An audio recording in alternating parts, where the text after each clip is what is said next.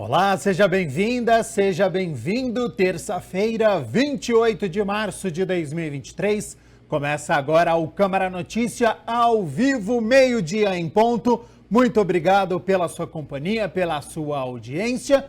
Participe, mande a sua mensagem através do número do nosso WhatsApp. 19 é o nosso DDD 978293776. Ou você tem a opção de enviar uma mensagem através do nosso QR Code. Como é que ele funciona? Está com o seu celular aí perto? Pegue o celular, abre a câmera como se fosse tirar uma foto e você vai apontar aqui, ó, para este QR Code. Apontando para o QR Code com a câmera do seu celular, já aparece uma mensagem, o WhatsApp da TV Câmara Campinas. Você aperta e pode enviar o seu elogio, uma crítica construtiva, o que você quer assistir aqui no nosso telejornal e a gente conversa ao vivo. Confira a partir de agora os destaques de hoje.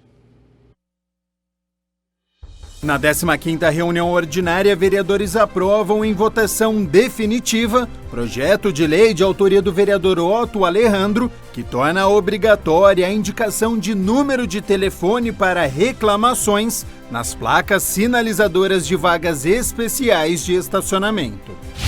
Parlamentares também aprovam em segunda análise substitutivo total de autoria do vereador Carlinhos Camelô, que cria validade por prazo indeterminado dos laudos médicos e periciais que atestam o transtorno do espectro autista. Ainda na 15ª reunião ordinária, a Câmara aprova projeto de lei de autoria do vereador Permínio Monteiro, que cria no calendário oficial do município de Campinas o Dia da Favela. E no esporte, treinador Bruno Pivetti é apresentado no Guarani.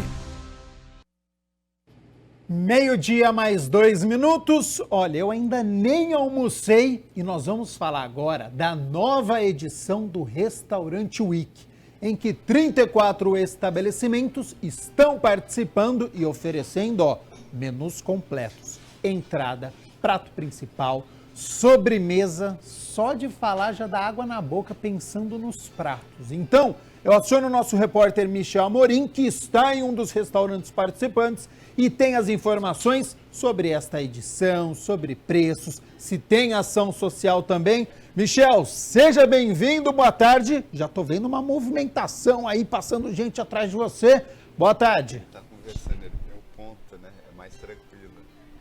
Boa tarde, Gabriel. Boa tarde, você aí de casa que está acompanhando o Jornal Câmara Notícia. Exatamente. Vamos falar da 17ª edição do Restaurante Week. A nossa função aqui hoje é fazer você aí de casa passar vontade e você também aí no estúdio, Gabriel.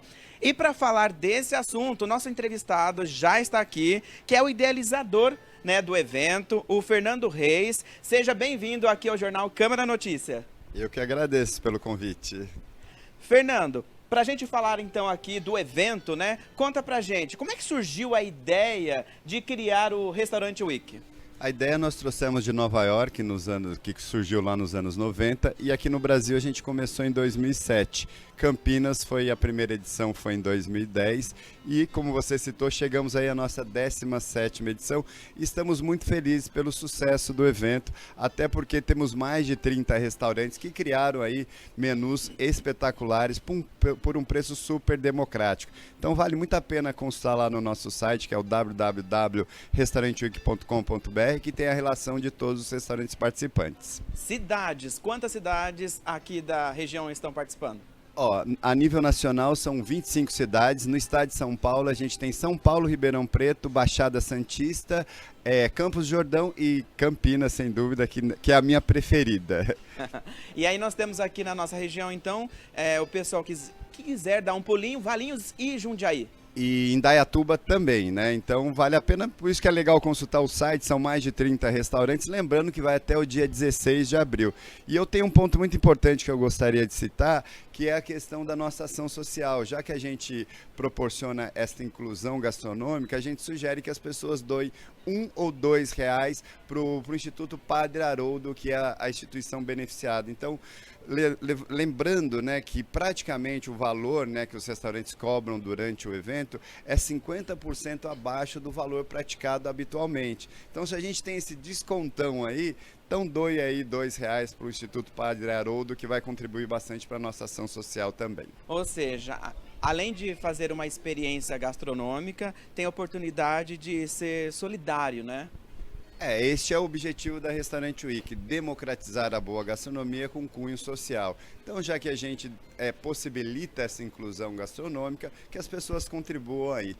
Por quê? Afinal de contas, o que é Restaurante Week? São os restaurantes que você sempre sonhou por um preço que você nunca imaginou. E aí a gente tem diversidade, né? São várias opções, tanto no almoço quanto no jantar. Exatamente. A gente tem restaurantes que optam só por um dos períodos, ou almoço ou jantar, mas a grande maioria tem o menu no almoço e no jantar. Então eu fiz umas contas rapidinho, né? Levando em consideração aí que no mínimo a gente tem 2 opções por etapa, né? 2 opções da entrada, 2 opções do principal e 2 da sobremesa. A gente tem mais de 300 opções, ou seja, tem para todos os gostos. Também temos aí vários estilos. Temos aí restaurantes italianos, inclusive estamos num restaurante italiano maravilhoso aqui, opções de japoneses, de carne, enfim, tem muita coisa bacana. Olha só, daqui a pouquinho a gente vai mostrar uma opção aqui do restaurante, né? São 4, mas a gente vai mostrar uma. E aí eu queria que você falasse de como inovar, né? Porque 17 anos é um desafio, não é? Sem dúvidas, ainda mais passando pela pandemia, né? A gente não pode esquecer da pandemia que a gente teve aí, né, nos últimos 3 anos. E este ano em especial a gente está muito feliz. Começamos o nosso calendário por Brasília e Goiânia. Agora essa é a nossa 3ª edição, que é Campinas. No dia 30 agora começa São Paulo. E a gente teve uma surpresa muito positiva. Brasília, que foi a edição que começou e finalizou, a gente bateu recorde de vendas e recorde de participantes. E a gente espera que aconteça a mesma coisa aqui em Campinas e região. Até porque a gente ainda tem mais 2 semanas e a gente já sabe que as 2 primeiras semanas já teve aí um movimento muito bacana. Então aproveitem aí que a gente tem ainda quase um pouco mais de 2 semanas, dá para conhecer 2 restaurantes por dia. Vai até 16 de abril. E explica pra gente, Fernando, sobre a seleção dos restaurantes, né? Como é que funciona esse processo? A gente já tem aí alguns anos que a gente realiza o evento aqui, então a gente tem alguns restaurantes parceiros, mas a gente sempre opta, né, por restaurantes que estão abrindo, restaurantes à la carte, né, a gente, churrascaria, pizzaria, não tem perfil para o evento, levando em consideração que é um menu degustação de 3 tempos, tá? E o que a gente gosta de falar? Restaurante Week não é um evento de alta gastronomia. Restaurante Week é um evento de boa gastronomia. Então a gente sempre tenta garimpar, né, aqueles restaurantes que são aquelas, a gente chama daquelas pérolas, né, que não são restaurantes tão famosos, mas tem uma boa gastronomia. Então esse é um perfil da Restaurante Week e sem dúvida a gente tem os nossos parceiros como a família Jani, que é parceira da gente há bastante tempo, que é o restaurante onde nós estamos, que são restaurantes já aí parceiros, né? Mas sempre tem coisas novas também. Quem ficou com vontade, então, tem site, né, para acompanhar. Que é exatamente, que é o www.restauranteweek.com.br. Ali tem a relação de todos os restaurantes participantes e principalmente o horário, né? Legal. E os cardápios, né? Que aí você pode escolher ali. Muito obrigado pela participação aqui no Jornal Câmara Notícia. Eu que agradeço e uma boa maratona gastronômica aí para todos que estão assistindo o programa. Muito obrigado. Valeu. E olha só, Gabriel, você acha que acabou? Não, ainda não acabou. Vamos falar dos pratos que nós temos aqui no restaurante. E para isso, olha só, o chefe que é responsável já está aqui ao meu lado, né? E vai falar sobre como é que foi a criação desse prato aqui, né? Porque nós temos a entrada, o prato principal e a sobremesa. Tudo bem? Seja bem-vindo aqui ao Jornal Câmara Notícia. Tudo bem, meu nome é Alberto, eu estou aqui na frente da família Gianni aqui da nossa cozinha, né? Nós preparamos alguns pratos, até teste, né? Que nós gostaríamos aqui para proporcionar para o pessoal estar conhecendo uma gastronomia diferente, fora da nossa a parte italiana, né? Então a gente veio com uma saladinha refrescante, que é uma saladinha de atum com um mix de folhas, palmito bem refrescante para o almoço, né? Esses são pratos do almoço. Temos um prato do jantar também, que é um cupim, feito em 12 horas em baixa temperatura, uma polentinha de milho trufada, com queijo e azeite trufado e um crisp de cebola, tá? E aqui a nossa sobremesa é um brigadeiro de colher com sorvete de paçoca, todos feitos aqui, artesanal, e com uma cheirinha em cima, bem crocante. Chefe, o pessoal, durante o período do Restaurante Week, tá liberado da dieta. Total, total. É isso que a gente quer proporcionar. O pessoal tem uma boa gastronomia, como disse o Fernando, né? A gente veio proporcionar isso. Pratos que harmonizam bem, leves, mas bastante saborosos. E, aliás, nós temos outros 3 pratos aqui no restaurante, não é? Isso. Fala um pouquinho deles pra gente. Nós temos o pappardelle com ragu de costela, que é muito gostoso também. Uma costela magra, leve, né? Temos 2 entradas também, que não está aqui, que é o crepe de siri, gratinado com molho bechamel. Temos um crepe de peito de peru também, muito legal, muito leve. E o nosso outro prato é um parmegiana suíno rústico, né? Um parmegiana de filé mignon com uma cebola caramelizada, a batata rústica, que eu não estou me lembrando aqui, e um arrozinho com brócolis, muito legal também. Tem Então, são uma 4 boa saída. opções, tanto no almoço, no jantar, e aí pelo menos vai durar ali uma semana até experimentar todos os pratos desse Exatamente. restaurante, não é? Poxa, a gente teve clientes aqui que provaram o jantar, mandamos até algumas degustações, coisinhas simples que o pessoal, poxa, a gente podia conhecer o outro, apresentamos também. Para a equipe é uma motivação, é um desafio, né, de criar novos sabores.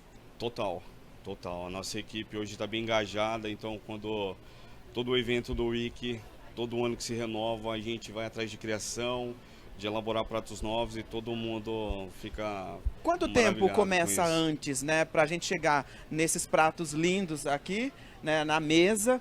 Quanto tempo de elaboração, de criação? Não é rápido, mas também não é tão demorado. né? Mas assim, toda a nossa próxima, né, vez no Week, nós vamos ali já deixando alguma coisa. Os pratos que nós vamos colocando são pratos que a gente já gostaria de testar, então a gente acaba pegando o Week como um experimento, né, para vir novos pratos, novas fórmulas. Então a gente trabalha dessa forma. Em outras edições já teve prato que fez tanto sucesso que entrou pro cardápio. Não me recordo. Aham. Mas, por exemplo, o cupim hoje é um dos mais pedidos. Todo Olha mundo só. quer que entre pro cardápio. Nós colocamos, hoje tem uma saída absurda. Chefe, quero agradecer a participação aqui no nosso jornal, né? Obrigado. Em bater esse papo, explicar aqui, né, como é que foi a criação, né? E aí, Gabriel, a gente vai encerrando aqui, vou até colocar o celular aqui do lado, né? E vou experimentar o prato, né? Maravilha. Já tô liberado, né? Fica à vontade. Terminamos Espero que aqui o vocês link. gostem. Vou pegar aqui um pouquinho, ó. Vou aqui Isso. pegar. Vou encerrar, hein, Gabriel? De volta com você aí no estúdio, porque depois eu não vou conseguir falar mais. Até! Obrigado, gente. Licença. E eu vou ficar aqui Pode só comer, passando se gostar. vontade, acompanhando um pouco, Michel Amorim, de você, experimentando então este prato maravilhoso. Tarefa árdua do nosso repórter e do apresentador aqui, só passando vontade e acompanhando esta cena. Vai ser difícil eu terminar o jornal, preciso voltar a ter foco agora, porque a gente tem muitos assuntos aqui para a gente poder abordar, agradecendo novamente nosso repórter Michel Amorim, ao Fernando Reis, idealizador do Restaurante Week, ao Alberto Souza Garcia, que é chefe, por todas essas informações. Então, 17ª edição do Restaurante Week, e aí com mais de 30 estabelecimentos participantes nesta edição.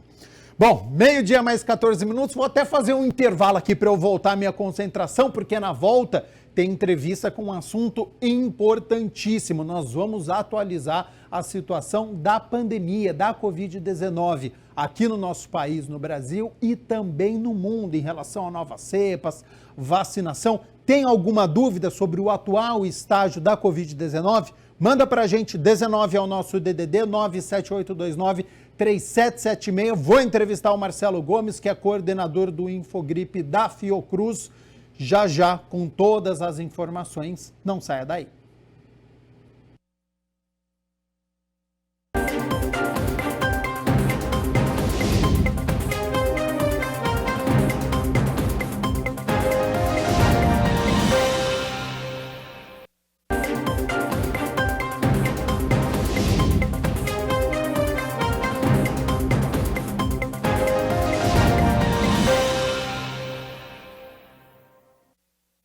Meio-dia e 18, Câmara Notícia de volta ao vivo nesta terça-feira. Muito obrigado pela sua companhia, pela sua audiência. E olha só, a Fiocruz divulgou ontem o boletim Infogripe e apresentou um sinal de crescimento de síndrome respiratória aguda grave, incluindo a Covid-19, nas últimas 6 semanas, em 7 estados: na Bahia, Ceará, Pará, Paraná, Rio de Janeiro, Rio Grande do Sul e aqui em São Paulo.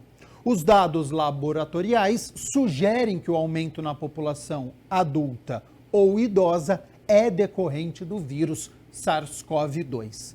Então, qual que é a realidade? O que esses dados significam? Para interpretar e nos passar o panorama da pandemia, eu converso agora, mais uma vez, com o Marcelo Gomes, ele que é coordenador do Infogripe da Fiocruz, pesquisador em saúde pública.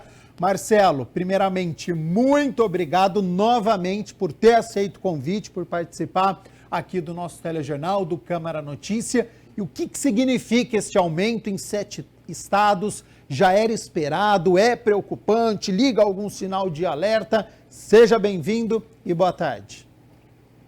Boa tarde, sempre um prazer conversar com vocês e com toda a audiência da TV Câmara. Bom, é algo que a gente esperava que mais cedo ou mais tarde fosse acontecer, né? Isso é importante a gente deixar claro, né? Porque o vírus, infelizmente, ele continua na nossa população, né? Então, nós vamos ficar convivendo, né, com esses altos e baixos associados à Covid-19. Infelizmente, esse é o cenário que nós estamos vivendo, né? E justamente por isso é tão importante a gente manter um monitoramento, para que, em situações como a atual, em que a gente está observando semana após semana, né, um número cada vez maior de estados voltando a apresentar um aumento de internações associadas à Covid-19, a gente poder saber o que a gente precisa fazer, né? Seja a autoridade, seja a população, cada um de nós, né, no seu papel, tomar as atitudes, né? Mas é fundamentalmente isso, né? Início, mais uma vez, desse processo de retomada. Tinha iniciado lá no Amazonas, agora a gente tem outros estados aí também avançando, né? Não são números ainda alarmantes, a gente está muito longe do que a gente sofreu nos anos passados,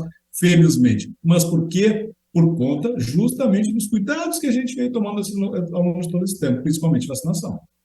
Ótimo. Ô Marcelo, neste registro de aumento da síndrome respiratória aguda grave, existem casos de influenza A e B também? Também. A gente também tem observado, né, de novo, no estado do Amazonas, principalmente, a gente viu um crescimento bastante forte do influenza A, né, que é o principal vírus da gripe que acaba levando a internações, né? Felizmente, números expressivos, por enquanto, só no estado do Amazonas, mas a gente já começa a ver ele pipocando em outros estados, então o alerta também é importante, né? Já o influenza B, ele está em praticamente todos os estados, fica ali flutuando, fazendo uma certa oscilação, felizmente não está gerando nenhum crescimento explosivo, vamos dizer assim, né? Mas ele está presente e também está causando internação. Ou seja, nós temos aí uma série de vírus respiratórios circulando na nossa população e gerando internações, né? E a gente está entrando cada vez mais próximo do período usual de aumento, principalmente na metade sul do nosso país, né? Incluindo aí São Paulo, Minas, para baixo. Então, né, já começou esse processo, começou mais cedo, a gente está entrando no período do ano mais típico, né, que favorece. Então, os cuidados são muito importantes a gente retomar para que a gente possa passar por esse período da melhor maneira possível. Outono e inverno geralmente é uma época que tem este aumento das síndromes respiratórias agudas graves. A gente pode esperar isso mais uma vez. Exatamente, né? Esse é o padrão usual. A Covid-19 deu uma bagunçada nisso, né? Ela chacoalhou todo mundo e ela bagunçou um pouco essa sazonalidade. A gente lembra, né, que inclusive a gente teve no final do ano, né, 2021, o crescimento ali da gripe completamente fora de época. Mas a expectativa é que daqui para frente a gente volte, né, ao padrão típico, né? Então, isso é o que a gente espera daqui para frente, a gente voltar ao padrão usual, mas é o que o tempo vai nos dizendo. Mas a gente já sabe, olha, o clima vai favorecer. Então, se a gente já está vendo os casos aumentarem, a gente sabe que o fator climático está se aproximando aí do mais favorável para esses eventos, né? De novo, a gente tem que estar preparado. Então, a gente está com a campanha da vacinação da Covid para os grupos de risco. A gente vai ter já a vacinação contra a gripe. A gente tomando a vacina, estando em dia, né, de acordo com faixa etária, situação de saúde, está com todas as doses recomendadas para a sua situação particular, é simplesmente fundamental. E, além disso, claro, nesse período de aumento de casos, voltar a usar boas máscaras, né, N95, PFF2, especialmente se estiver com sintoma. Está com sintoma, está tossindo, está espirrando, está com uma dificuldade respiratória, vai sair, bota uma boa máscara, vai proteger o restante da população. Exatamente sobre este assunto que eu quero conversar com você agora, Marcelo. Hoje, quais são as orientações em relação à utilização da máscara? Você sabe que você pega um transporte público e que ele está sempre cheio. Existe essa recomendação? Vou para algum lugar que eu sei que ele é fechado, não tem uma boa ventilação. É recomendado utilizar a máscara? Estou com algum sintoma gripal que não está me impedindo de ir para o trabalho, por exemplo. É recomendado eu usar a máscara? O que você pode contar para quem está nos acompanhando? Ótimo, acho que esse ponto é sempre bom a gente recuperar, até para a gente se acostumar, né, e saber o que a gente tem que fazer em cada situação. Então, antes de mais nada, tá com sintomas? Aí não tem discussão. Tá com sintomas, mas tem que sair, bota uma boa máscara, né? De novo, N95 ou PFF2 preferencialmente, né? Tem a KN95 que também ajuda bastante. Essas três são as mais indicadas, tá? Sintomático, sem a menor sombra de dúvida. Restante da população, no momento como atual, em que a gente está vendo o aumento de casos novamente, aí também volta a ser recomendado que, especialmente, né, transporte público, aviões, né, vai pegar um ônibus aí intermunicipal, interestadual, né, que vai ficar mais tempo, também, metrô, é uma boa usar, especialmente se convive com pessoas que são grupo de risco, né? Tem colega de trabalho que é de grupo de risco, tem coabitante, né? Tem um familiar que é grupo de risco, tu vai estar protegendo, tu vai estar ajudando essas pessoas, né? Mesmo que para ti o risco de desenvolver um caso grave seja menor, tu vai estar ajudando essas outras pessoas do teu convívio, né, a dificultar o vírus chegar nessas pessoas, né? Então, esses são os cuidados fundamentais nesse momento, né? E à medida que esse cenário for avançando, né, e se chegar a valores mais expressivos, aí pode ser necessário a gente entrar com medidas mais fortes, de recomendações, né, mais incisivas, né, de um uso mais amplo na população e em ambientes distintos, né? No momento, esses são os principais pontos aí. Ótimo. Informação de qualidade, de credibilidade. O Marcelo Gomes, pesquisador da Infocruz, passando aqui para a gente.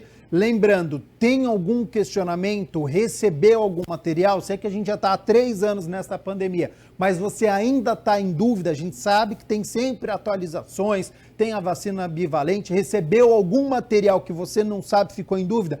Manda para a gente que o Marcelo tira a sua dúvida. 19 é o nosso DDD, para você que é de Campinas e região, 978293776 é o número do nosso WhatsApp. Manda o seu questionamento que eu repasso aqui para o Marcelo.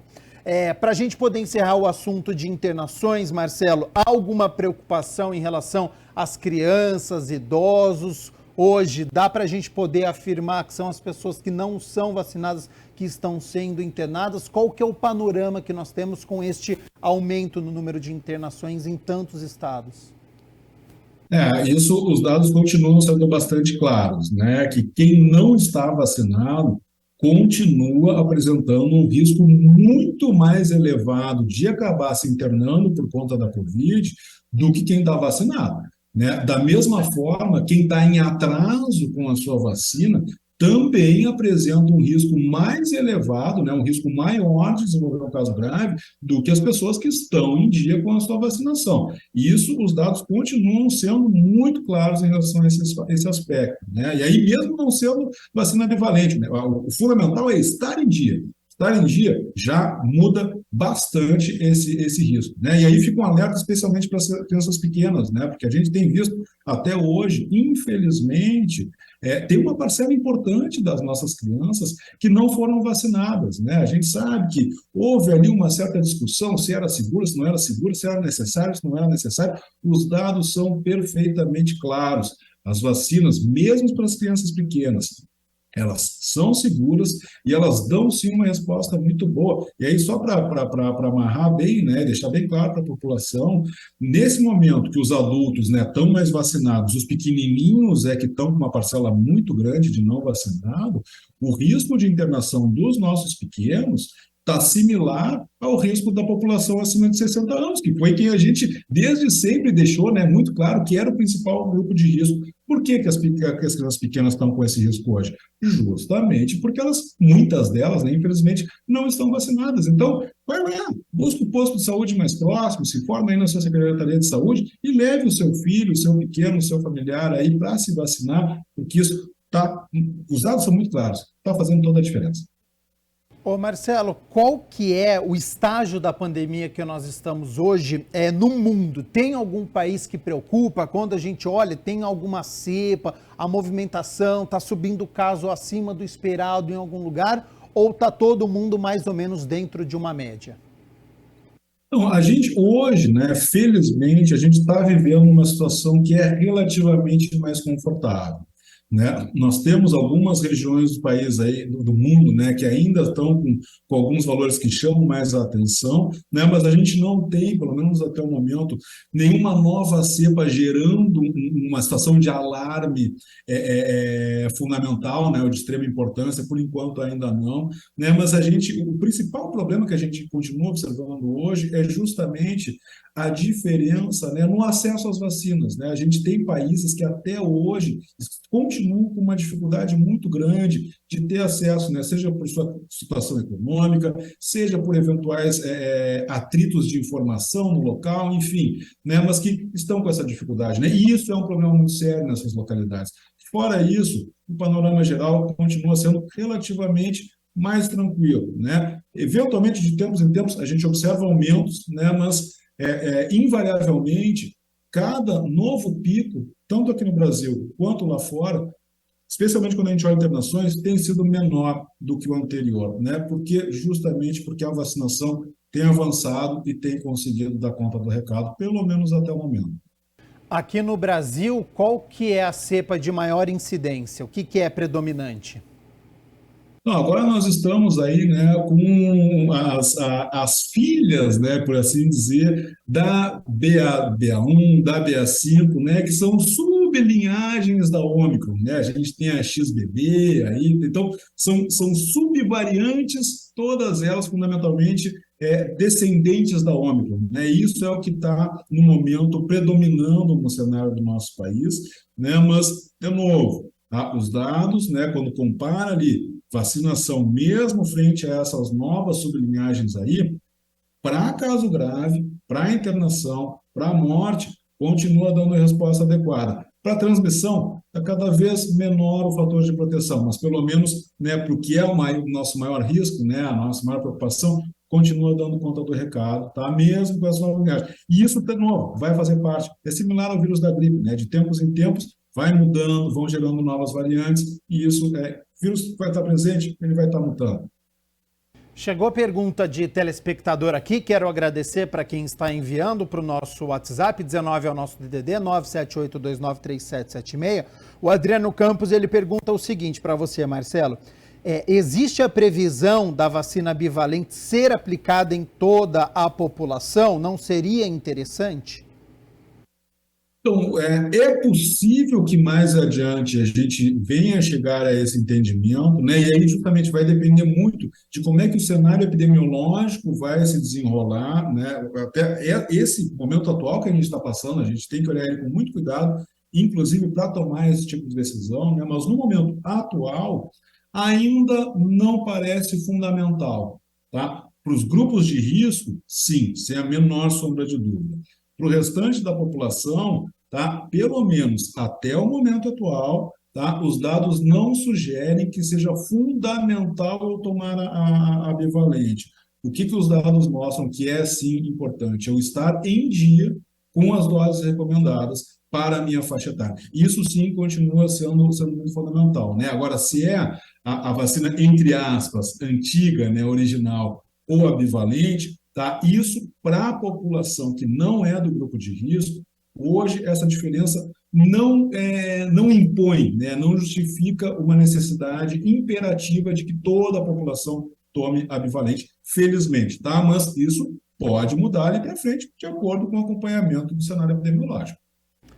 Ô Marcelo, em relação ao combate à fake news, eu li hoje uma matéria na Folha de São Paulo, é um levantamento até do NetLab, da UFRJ, né, que é a Universidade Federal do Rio de Janeiro, que mostrou que a partir do dia 27 de fevereiro, quando a gente teve aquela cena do vice-presidente, do Geraldo Alckmin, aplicando uma dose no presidente Lula, a partir daquele dia subiu em vários grupos o número de desinformação, de fake news em relação a sintomas, mesmo a vacina bivalente. De que maneira que vocês da saúde estão encarando o momento atual?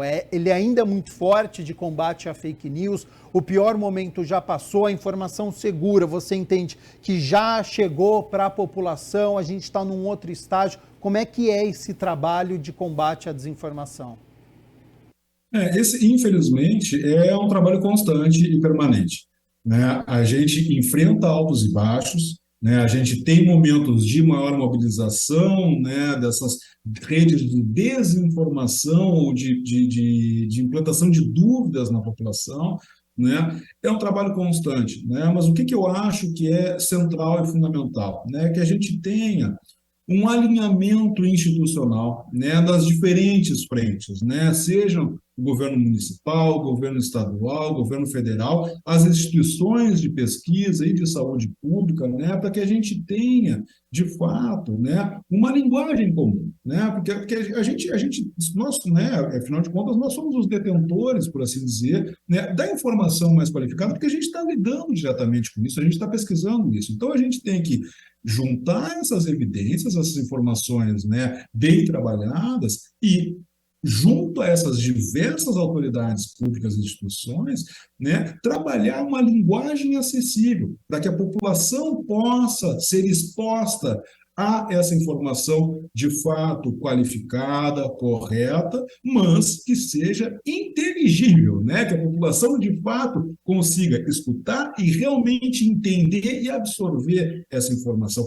Essa, para mim, é a principal maneira da gente se defender frente às ondas de fake news. Esperar que isso vá sumir é utópico, ao meu ver, né? São ondas também, assim como a Covid teve as suas ondas, fake news também vai ter as suas ondas. A gente tem que fazer o quê? Se prevenir, se vacinar. Como é que a gente se vacina? Com informação de qualidade transmitida de maneira adequada.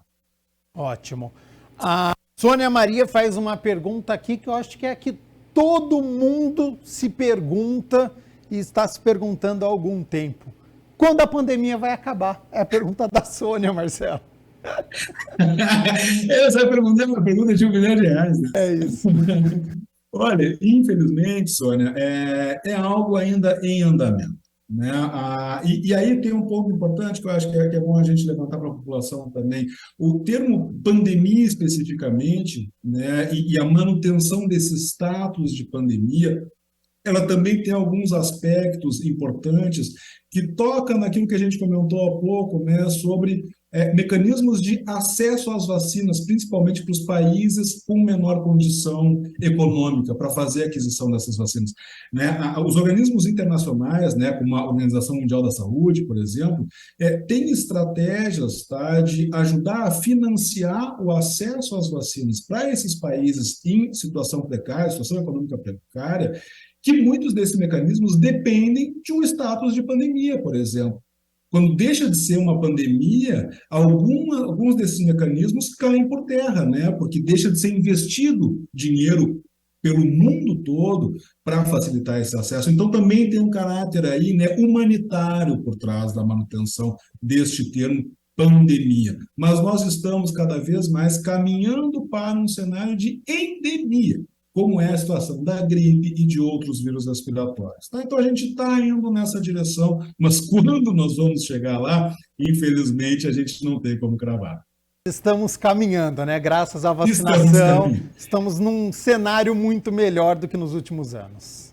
Exatamente, exatamente. Isso está muito claro, né? A gente olha para o ano passado, por exemplo, a gente vê o pico do começo do ano já foi menor do que dos anos anteriores, o pico do meio do ano foi menor do que o do começo do ano, e o pico do final do ano foi menor do que o pico do meio do ano. Então, passito, passito, a coisa está melhorando. Marcelo Gomes, coordenador do Infogripe Fiocruz, pesquisador em saúde pública, muito obrigado pela disponibilidade do seu tempo, por esclarecer, por passar este panorama que nós temos aqui no nosso país, fazer um pouco de comparação com os outros lugares do mundo, porque é importante, né? Vivemos em um mundo globalizado, que a gente sabe que milhões de pessoas viajam, circulam por aí, então é sempre interessante ter um panorama também das outras nações. Já faço convite aqui para uma próxima oportunidade para você retornar, sempre num cenário melhor, sempre com boas notícias, e fica aberto aí para suas considerações finais. Sempre um prazer, muito obrigado pelo convite, é ótimo bater esse papo e poder ajudar, né, justamente aquilo que a gente estava falando, levar informação de qualidade para a população. Um grande abraço e que todos fiquem bem. Grande abraço, nós aqui agradecemos a participação mais uma vez do Marcelo Gomes, ao vivo aqui no nosso Câmara Notícia, nesta terça-feira, esclarecendo, tirando dúvidas, passando uma informação segura, de credibilidade para você que está nos acompanhando em relação à pandemia e também à Covid-19. Meio-dia mais 39 minutos, hora das notícias aqui da Metrópole de Campinas, porque depois de 2 meses fechada a população, a Prefeitura reabriu a Lagoa do Taquaral e a nossa equipe foi até lá conferir. A Lagoa do Taquaral foi reaberta no último final de semana. Foram 2 meses de espera e, de acordo com a Prefeitura, o parque está sendo liberado com toda a segurança, após terem sido sanados todos os riscos de queda de árvores ou galhos. Depois que foi reaberto essa parte aqui interna, é a primeira vez que eu venho aqui. Então eu estou sentindo que tem algumas situações aqui do passeio que estão bloqueadas, como você pode ver ali adiante. Então eu não estou conhecendo, mas de longe dá para ver que foi feita uma poda, inclusive nos eucaliptos, né? Para ele, além de ficar sem se exercitar, o difícil foi ficar sem conseguir fazer o trabalho que começou em 2002, voluntariamente, que é de recolher o lixo jogado dentro do lago. Lixo que se deixar aí fica 10, 15, 20, 100 anos aí com o plástico, né? Então é um trabalho que eu faço como voluntário para me sentir útil de alguma maneira para a sociedade. Eu não quero, apesar de eu ter me aposentado em 95, mas eu não estou sentado na poltrona, né, esquentando a bunda na poltrona e esperando a morte chegar. Eu quero pelo menos ser útil para alguma coisa na sociedade. Todos os equipamentos e a maioria dos espaços estão sendo liberados para uso da população. Apenas o bondinho ainda não vai funcionar, porque está em manutenção. Olha, Campinas, embora tenha outras opções de lazer, né, como praças abertas, foram as opções que a gente acabou encontrando. As praças abertas, o próprio Sesc, que é uma boa opção para a gente levar o menor, né? Tem uma biblioteca lá bacana. A gente teve, enfim, que procurar outras alternativas, mas hoje aproveitou o primeiro dia que a gente está vindo, soube que reabriu e a gente está vindo aqui desfrutar desse ambiente gostoso, né? Com o nosso filhão. Aqui na Lagoa do Taquaral, uma criança de 7 anos morreu e outras 3 ficaram feridas após a queda de uma árvore no mês de janeiro. Segundo a Secretaria de Serviços Públicos, as intervenções necessárias já foram feitas, incluindo a retirada de 181 eucaliptos aqui do parque. Como sempre, né? A gente sempre teve as precauções da caminhada e todos, né, nos resguardamos sobre qualquer perigo que possa vir a ocorrer e como sempre, nosso moleque veio até com uma botina hoje de jardineiro para usufruir do ambiente bucólico aqui da praça, né? Precaução sempre, né? Cuidado, nunca é demais.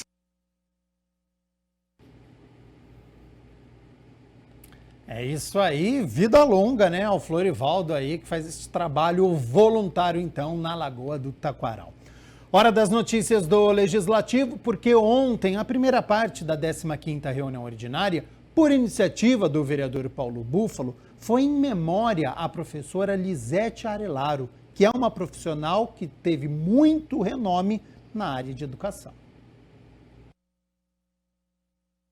O vereador Paulo Búfalo dedicou a primeira parte da 15ª reunião ordinária em memória de Lisete Arelaro, que nasceu em Campinas em 1945. Se formou em pedagogia pela Universidade Católica de Campinas, a atual PUC Campinas. Em 1966, teve uma intensa e reconhecida trajetória na defesa da educação pública. A professora desempenhou várias ações de alfabetização em paróquias da cidade. A homenageada aposentou-se como professora da Faculdade de Educação da USP, onde foi diretora e participou do corpo técnico da Secretaria de Educação de São Paulo durante a gestão de Luísa Erondina. O vereador Paulo Búfalo quis deixar vivo o legado da professora Lisete. É poder fazer com que esse legado ele seja conhecido por mais pessoas, né? E também fortaleça a pesquisa, a ciência em torno da educação, né? Que segue, e os escritos da Lisete, essa vivência política, o engajamento dela foi tão importante para deixar esse material, esses estudos todos. Portanto, essa é a nossa ideia, né? Eternizar o trabalho desenvolvido pela Lisete. Por vídeo, a ex-aluna Sylvie Klein e a professora Ana Paula também elogiaram o trabalho desenvolvido ao longo de décadas. E teve que enfrentar um machismo, que nem a gente enfrenta, mas bem ali, para ter que escolher entre os governadores, veja só. Deixou um imenso legado, a coragem, a insistência e a teimosia na luta contra as desigualdades e injustiças sociais, em decorrência de políticas públicas nefastas implementadas no nosso país, em especial nos últimos anos, para que a democracia no Brasil pudesse renascer. Hoje, né, ainda que a Lisete possa ser homenageada de diferentes formas, em diferentes aspectos, eu gostaria de lembrar a Lisete como uma professora que me ensinou a ter sempre uma curiosidade crítica, a ter sempre um olhar apurado, ou buscar esse olhar em relação à conjuntura, em relação à história, na análise dos dados, nos orçamentos, na gestão democrática, na escuta das pessoas, na consideração do outro enquanto sujeito. Também participaram da primeira parte da reunião ordinária a Lilian Fernanda, coordenadora do Cursinho Popular Lisete Arelaro, e a Josiane Búfalo, professora aposentada, pesquisadora, que também homenagearam a Lisete. Falar de Lisete é falar de políticas públicas da educação. Era o tema da Lisete. Da educação infantil à conjuntura política global, passando pela educação básica, às políticas sociais e ao financiamento em todos os níveis da educação. Nessa atividade, ela citou a importância da educação, mas principalmente a importância de se ter cursinhos populares, de se ter investimento na educação e a importância que nós, jovens, temos para o futuro desse país. Mas, como ela dizia, a gente não é o futuro, a gente é o presente se faz agora. Então, a luta, ela começa e se faz nesse momento.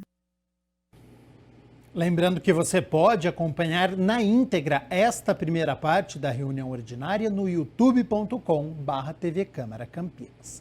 E olha só, durante a 15ª reunião ordinária, os parlamentares aprovaram, em definitivo, o projeto de lei de autoria do vereador Otto Alejandro, que obriga a indicação de um número de telefone para reclamações nas placas sinalizadoras de vagas especiais de estacionamento.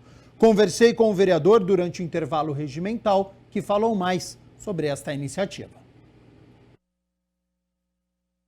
Um canal direto para fazer valer a pena a quem de direito as vagas, né? Porque hoje nós temos, infelizmente, muitos espertalhões, né, que usam essas vagas. Eu vou ali 5 minutos, eu vou ali e já volto. E aí quem realmente precisa chega na vaga e aquela pessoa está lá com o carro sem identificação. Então, tendo esse número, vai ser um canal direto. A pessoa vai ligar imediatamente para esse número, no caso a INDEC, e os agentes já vão na hora no local ali para poder resolver o problema e atuar esses espertalhões, né? E ainda na 15ª reunião ordinária foi aprovado, também em segunda discussão, o substitutivo total ao projeto de lei de autoria do vereador Carlinhos Camelot. A iniciativa do parlamentar trata sobre a validade de laudos médicos que atestam sobre o transtorno do espectro autista. Confira. A alteração é assim, que seja para período indeterminado. Nós falamos assim, quem nasce com o aspecto autista, ele vai sempre ter esse aspecto autista. Então, o laudo, a pessoa dá o laudo para 60 dias, para 90 dias. Por que não já dar um laudo direto para essas pessoas, para que as pessoas não tenham que estar revalidando esse laudo? Às vezes a pessoa ela marca uma consulta, venceu o laudo. Às vezes, para ela não perder a consulta, ela vai e paga esse laudo particular, que é caríssimo, para poder ir na consulta. Então, esse projeto, ele virá assim, de conjunto, para que aquelas pessoas usem o laudo por tempo indeterminado. E a gente segue repercutindo aqui os projetos que foram aprovados na 15ª reunião ordinária, agora com o vereador Permínio Monteiro, que é o autor da proposta que cria aqui no município o Dia da Favela. Já existe no Rio de Janeiro esse calendário no município, é o dia 4 de novembro, onde é comemorado o Dia da Favela. Então Campinas passará a ter também o Dia da Favela, que é o dia 4 de novembro, onde são várias atividades feitas na cidade, são várias atividades feitas nas comunidades, onde busca trazer muitas atividades culturais, inserindo e levando toda a população da comunidade da favela para essas atividades. Então, Campinas terá esse calendário e com certeza será um sucesso, envolvendo todas as comunidades e favelas do nosso município. Já está sendo feito um cronograma para este primeiro dia 4 de novembro, onde será comemorado e com certeza será uma festa muito bonita, juntando todas as comunidades, todas as favelas de Campinas, para vários eventos que será comemorado neste dia. E você pode assistir às mais de 3 horas de reunião ordinária na íntegra, também no nosso youtube.com/TV Câmara Campinas. Tem uma aba lá escrito ao vivo, você clica e acha a 15ª reunião ordinária. A gente segue aqui com as notícias do Legislativo, porque a vereadora Guida Calista solicita informações sobre os projetos arquitetônicos das escolas municipais que estão em construção e daquelas que serão construídas. O requerimento foi protocolado após o incidente ocorrido na creche Sônia Maria Castro Pérez, que fica no Jardim Itatinga. Foi entregue este ano uma construção nova e uma caixa d'água desabou fora do período de aulas. A gente fez esse requerimento porque, não sei se a população também sabe, foi deferido que a prefeitura vai fazer 16 novas unidades de creche. E para a gente a segurança das nossas crianças é muito importante. Mas também, além da segurança, a gente precisa também garantir uma estrutura adequada para que a gente possa ter aulas, enfim, né, para que a escola possa de fato ter salas amplas, espaço amplo, adequado, necessário para poder ministrar todas as aulas ali. Porque a gente está falando de uma educação, né, a educação infantil, a creche, é o espaço de educação especializada. Então, a gente não é qualquer lugar que a gente quer colocar as nossas crianças. A gente quer garantir um espaço adequado, um espaço de qualidade para que as nossas crianças possam estar, inclusive, em segurança também. A vereadora Guida Calista visitou essa creche. Segundo ela, foram constatadas inúmeras irregularidades.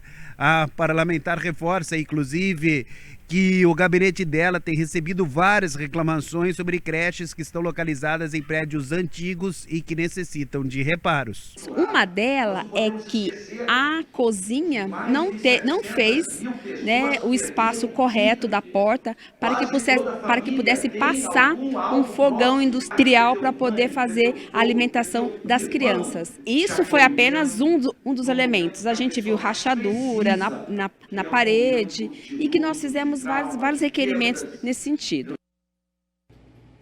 A Comissão de Ciência e Tecnologia aqui da Câmara, presidida pelo vereador Gustavo Peta, se reuniu pela primeira vez e debateu os avanços que são necessários para a área. Confira como foi.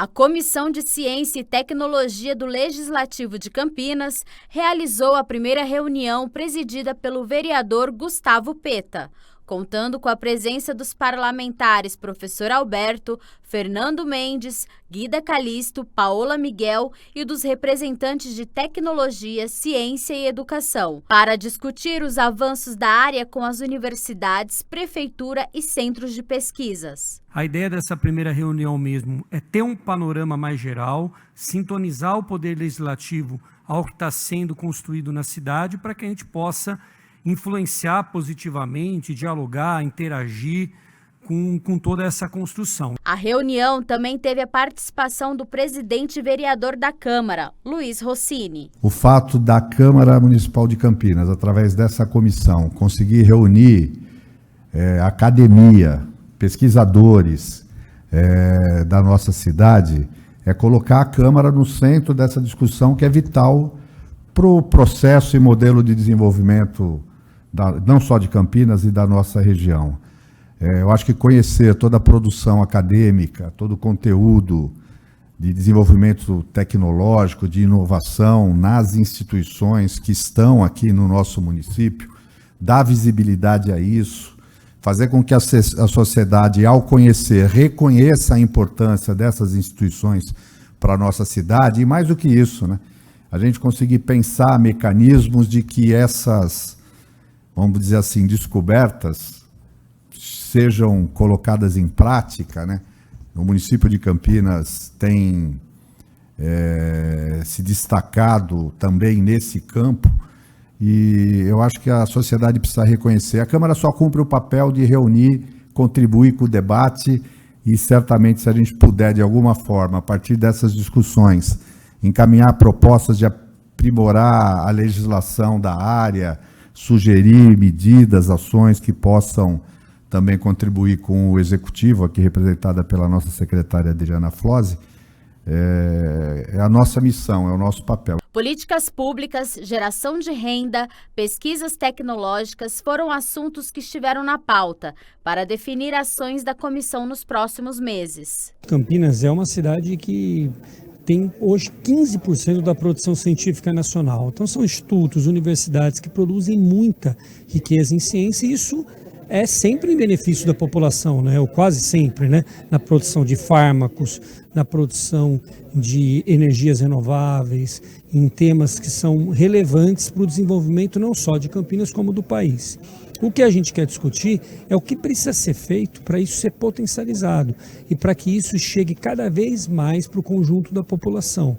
Então a ciência é fundamental, como foi, por exemplo, no combate à pandemia, produção de vacinas, de diversos medicamentos, mas ela precisa estar sempre sendo potencializada e sempre a serviço do conjunto da população.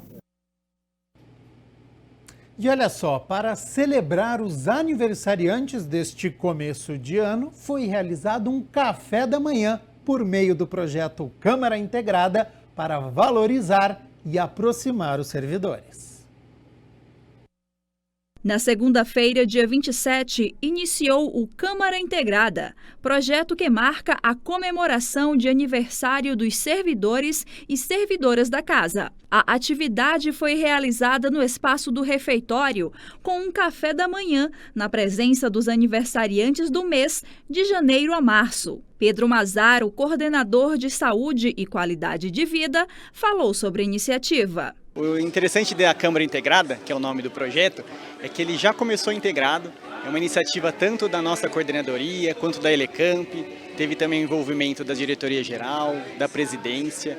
E a ideia é essa, é integrar tanto os servidores em comissão, os servidores efetivos, os vereadores, o próprio presidente, para que a Câmara seja uma Câmara integrada. A gente acredita muito que essa integração, além de gerar muita qualidade de vida no trabalho, ela traduz em produtividade, né, para o nosso propósito aqui.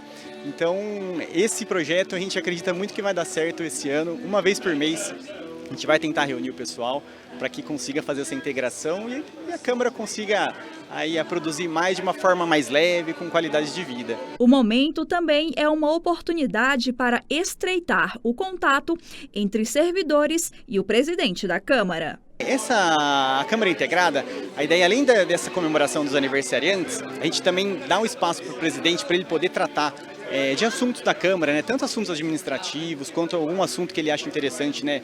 Tanto que seja tratado no plenário, ou qualquer outra coisa, para passar conhecimento também para os servidores, né? Às vezes, os servidores no dia a dia corrido acabam não tendo uma noção de todos os assuntos que são tratados, então a gente dá esse espaço para o presidente também, para ele poder explanar sobre o que ele achar que seja interessante para compartilhar com os servidores também. Valorizar os colaboradores da casa é um dos principais objetivos, segundo o presidente Luiz Rossini. Eu acho que às vezes o funcionário ele fica ali no dia a dia, no cotidiano, no seu trabalho, isolado às vezes, muitas vezes na área, ele tem um papel importante para o funcionamento da Câmara. E a gente poder, nos momentos como esse, reunir os aniversariantes do mês, para que eles possam se conhecer, confraternizar, não só os servidores de carreira, mas também os comissionados, né, os assessores dos vereadores, é uma forma da gente elevar e melhorar o clima organizacional. Eu acho que o ambiente de trabalho tem que ser um ambiente agradável, prazeroso. Apesar do dia a dia, os desafios que a gente tem que fazer isso com prazer. Eu acho que esse tipo de confraternização não só valoriza, reconhece o trabalho, mas também mexe com a autoestima, né? Faz as pessoas se sentirem felizes no ambiente de trabalho. Os aniversariantes ficaram felizes com a retomada de atividades de integração que ajudam a deixar o dia mais leve e aproxima os colegas de trabalho. Me sinto feliz, é claro, né, pelo aniversário, pela comemoração.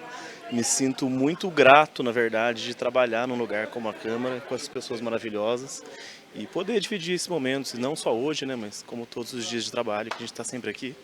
Me sinto bem, sinto feliz, grato mesmo é a palavra. É muito legal, sim, Dalila, a gente trabalha aqui todos os dias, né, a gente conhece bastante gente, mas acho muito positivo, de todos os pontos de vista, essa iniciativa da Câmara, do presidente, de integrar mais as pessoas, promover um ambiente ainda mais saudável, mais alegre de trabalho. Acho que isso faz bem para tudo, né? E para o trabalho também, para a nossa qualidade de vida, né? Eu estava, na verdade, com saudades desse tipo de atividade, né?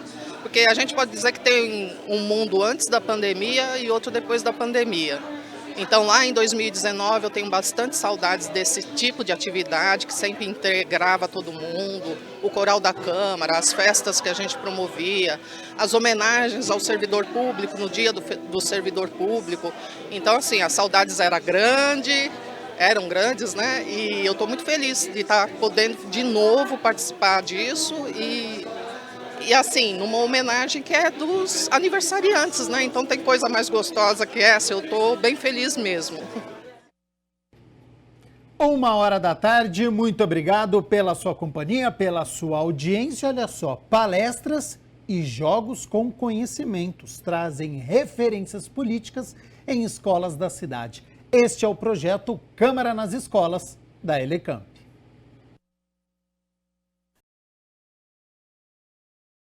A Casa de Leis Campineira, através da Elecamp e a Escola do Legislativo, está realizando o programa Câmara na Escola. Com caráter educativo, a ideia é levar até escolas públicas e particulares o conhecimento da política. O programa Câmara na Escola, ele pretende aproximar a Câmara Municipal da cidade, levando informação sobre política e sobre todos os assuntos a ela relacionados, né?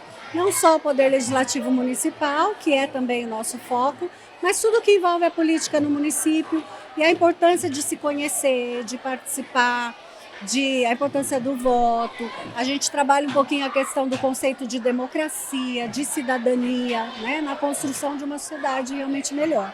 A primeira parada do programa foi na Escola Estadual Professora Rita de Cássia da Silva. A coordenadora pedagógica da unidade abordou a importância dos alunos terem este contato com a política. Nós nos sentimos privilegiados, né? Porque foi um trabalho que até então, em escolas estaduais, nós não tínhamos, né? E aí agora a nossa escola foi incluída e ela apresentou o trabalho e nós gostamos muito muito, porque, né, as crianças ficam sem ao mesmo saber como que é composta uma Câmara Municipal, o que compõe, o que tem, quais são as funções de vereadores, né? E normalmente eles não sabem, e isso foi, assim, um ponto crucial. A coordenadora pedagógica da Elecamp, que ministrou a palestra para os alunos do 8º e 9º anos, comentou as primeiras impressões. A receptividade da escola foi ótima desde o início, né, do convite, eles aceitaram esse desafio. Para a gente está sendo um piloto e com os alunos foi maravilhoso, né? Foi muito legal, a gente fez um bate-papo no começo, conceituando um pouquinho de política, o que a política nos afeta, né? O que tem a ver comigo. E depois a gente brincou, então eu trago alguns jogos, que aí não importa se você sabe mais ou sabe menos, todo mundo aprende de uma forma divertida, lúdica, então foi bem bacana. Eles precisam saber que voto é um direito, né? É o seu direito. Então você precisa saber para que vou votar e em quem, né? E como vou votar, né? Então, para você saber como fazer isso, você precisa ter um embasamento. E esse trabalho com a escola é fundamental. Escolas interessadas em participarem do projeto podem se inscreverem na Elecamp. O programa Câmara na Escola ele é destinado a qualquer escola, tanto da rede pública, seja municipal ou estadual, quanto da rede particular. Nós começamos fazendo o convite para a rede pública estadual pela dificuldade, às vezes, da escola de chegar até o Parlamento Jovem, né? Então, a Elecamp tem o programa Parlamento Jovem, esse ano ele vai acontecer, mas, às vezes, as escolas que são mais distantes não conseguem levar os alunos. Então, aproximar a Câmara e a gente vir até a escola, o alcance é muito maior. Por e-mail, pode entrar em contato, Elecamp, né, Escola do Legislativo, elecamp@campinas.sp.leg.br. Só agendar. Só agendar.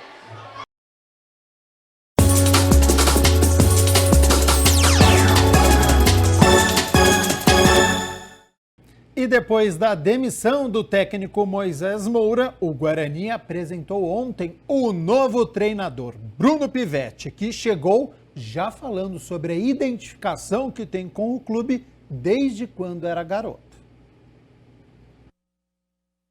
Eu sinto que literalmente estou voltando para casa, né? Há 20 anos atrás, exatamente, eu saía de Campinas para buscar a realização de um sonho, que era me formar e poder ter a oportunidade de ser um treinador de futebol.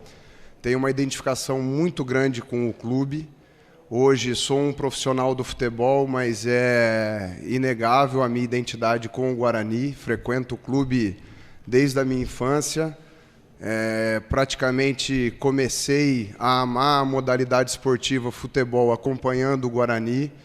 Então, antes de tudo, eu estou hoje vivendo a realização de um sonho, né? Vou trabalhar efusivamente pelos interesses do clube nessa temporada.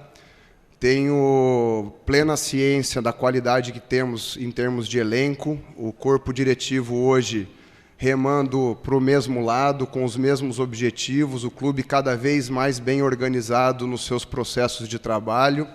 Isso é extremamente importante para a criação de um ambiente saudável em que favoreça a produtividade de todos. Nós vamos trabalhar muito em prol do Guarani e tenho certeza que teremos um grande ano.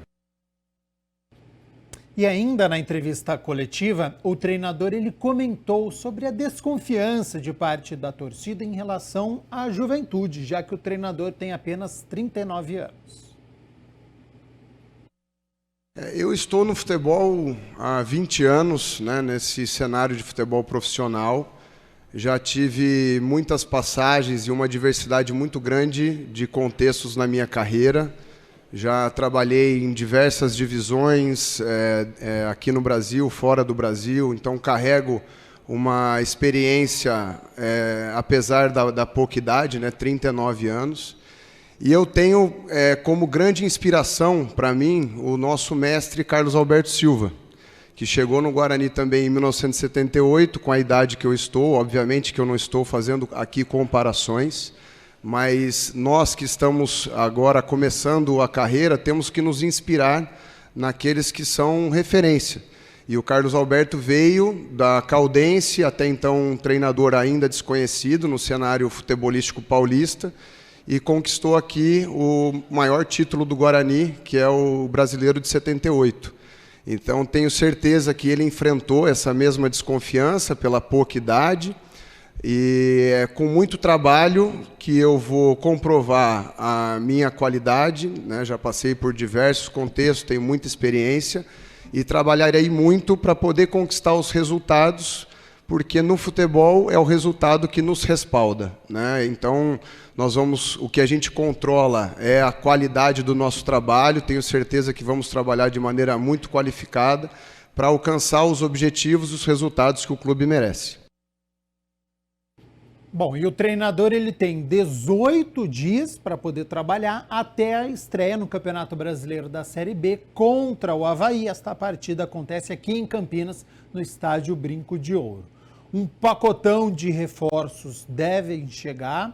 Este pacotão foi confirmado pelo diretor de futebol, 5, 6 nomes podem chegar. Por outro lado, Gemerson, lateral esquerdo, Richard Rios, meio-campista, Giovanni Augusto, o meia, todos eles têm propostas e devem sair.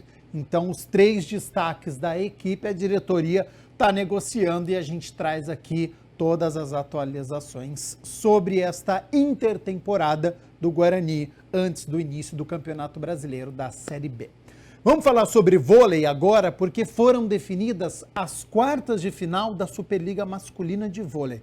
Olha só os confrontos, então, já estão aí na sua tela. Cruzeiro contra Blumenau, Guarulhos contra Suzano, nós temos também Minas contra SESI e o Vôlei Renata, que é o 4º colocado, enfrentando a equipe de São José, que é o 5º colocado. Então, estes são os confrontos da Superliga Masculina de Vôlei. E agora nós vamos aos confrontos aqui do Vôlei Renata. Você já vê aí na sua tela, domingo, jogo 1 contra São José fora de casa. O jogo 2 acontece na quinta-feira, dia 6 de abril, aqui em Campinas, no ginásio do Taquaral. Se necessário, se cada equipe vencer um jogo, o jogo 3 acontece no domingo, 9 de abril, novamente aqui na cidade de Campinas, porque o Renata fez melhor campanha e por isso que joga o 3º jogo aqui na cidade. E a gente vai atualizando então os confrontos da Superliga Masculina de Vôlei.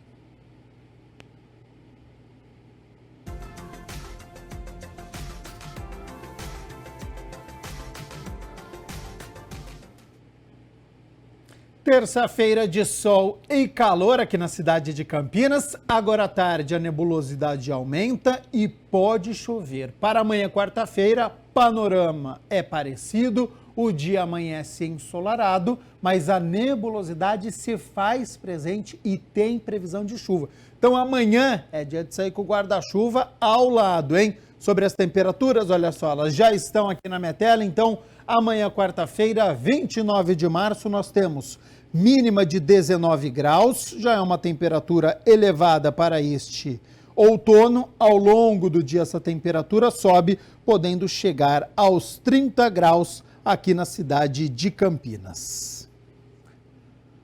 O nosso Câmara Notícia fica por aqui. Muito obrigado pela sua companhia, pela sua audiência. Continue aqui na TV Câmara Campinas, porque daqui a pouco, às 2 horas da tarde, tem reunião da Frente Parlamentar da Legislação Urbana com a finalidade de discutir melhoria urbanística aqui para o município de Campinas, a presidência do vereador Paulo Gaspar. Então, continue aqui na TV Câmara Campinas e nos vemos amanhã na quarta-feira. Até lá.